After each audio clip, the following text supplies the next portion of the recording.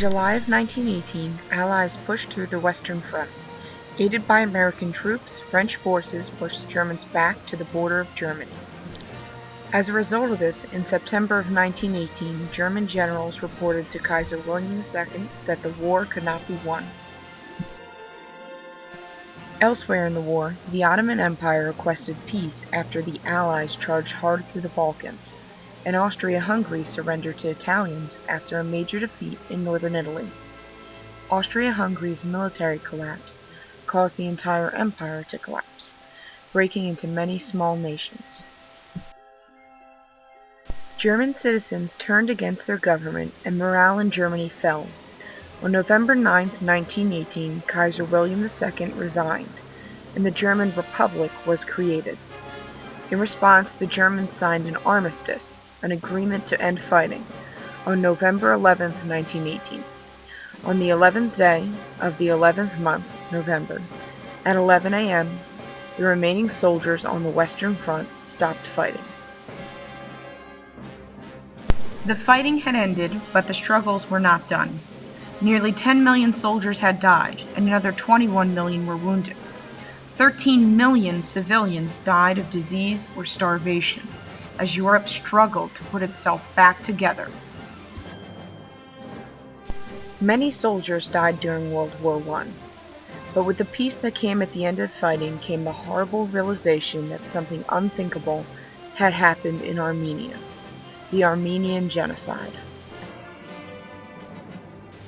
This map shows you the location of the Armenian Genocide, which started during World War I in 1915. In the Ottoman Empire, current-day Turkey, the government organized the genocide, which is a planned extermination of a political or cultural group of Armenians. The Turks and Armenians had a long history of bad blood between them. And this map shows you execution sites, so the bigger the red dot, the more people were killed there. And the red arrows represent death marches, where Armenians were tied together and left in the desert to starve, or sometimes abandoned at sea. Entire villages were shot. Nearly 1 million Armenians were killed in this genocide.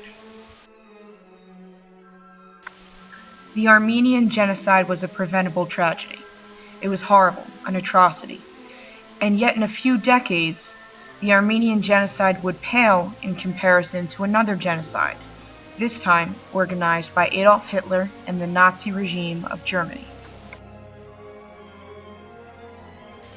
At the end of the fighting, most of the world looked to American President Woodrow Wilson and his peace plan known as the 14 Points. The 14 Points included the creation of a League of Nations to protect nations big and small from abuses of power. He also wanted to create freedom of the seas and trade, to make limitations on arms and weapons, and to secure independence for smaller regions and ethnic groups. Lastly, Wilson wanted to end secret alliances. Now, not everyone agreed with Wilson's peace plan. Notable objections came from Great Britain and France. The British, an island, wanted control of the sea because they relied on trade, and the French wanted reparations, which means payment for damages, from Germany. These two things were not part of Wilson's 14 Points plan.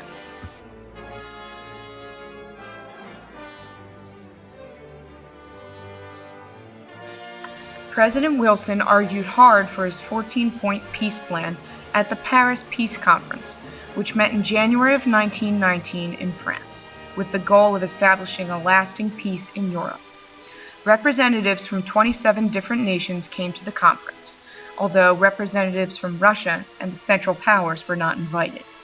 In this picture, you can see the people known as the Big Four, representatives from 4 main countries that made most of the decisions at the Paris Peace Conference.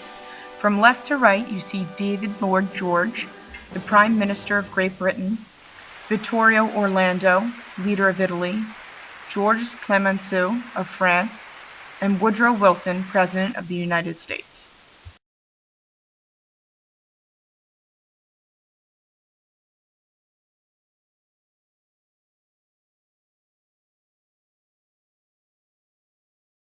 The Treaty of Versailles was signed on June 28, 1919, after it was created at the Paris Peace Conference.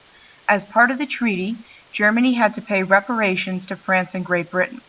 Also, the size of the German army was reduced, weapon manufacture was made illegal, and conscription was banned within Germany.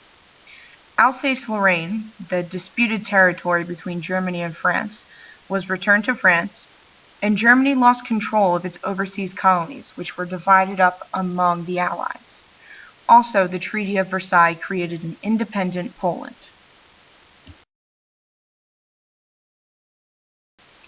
And this map here shows you the territory that the Germans lost because of the Treaty of Versailles, which once again was signed in 1919. So there are some important effects to look at from World War I and the Treaty of Versailles. Some people living in Europe found themselves minorities within newly formed nations. The balance of power in Europe shifted.